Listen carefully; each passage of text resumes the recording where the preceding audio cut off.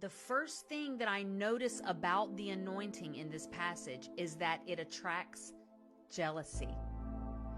Anywhere there is favor and anointing, there will be jealousy somewhere around that anointing.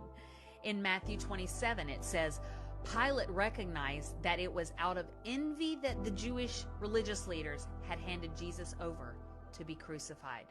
What does the passage say it was? The root of it was envy. In Acts 5, it says the Sadducees, filled with jealousy, opposed the apostles by force. Jealousy was the motivator. And of course, we know that Jesus and the apostles were highly anointed of God. And in every case here that we're talking about, in the case of David and Saul, the person or group who is actually in the flesh more powerful in terms of position and institution fights against the little anointed one of God. Right? That's the pattern that we always see. This person that's actually not a threat in any kind of physical and fleshly terms is a threat to their religious systems. But jealousy is often the root of the attack. How many know things get weird when you have something that someone else wants? Things can get pretty weird. Because people want what you have without paying the price that you had to pay. And it was not an overnight price.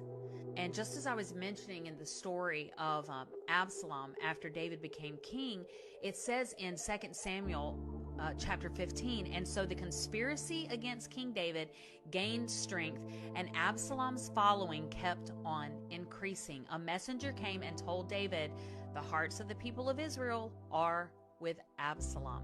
You see, Absalom could not get the favor from God because his heart was not right with God. He was not a pure vessel like David was, and so he had to steal it.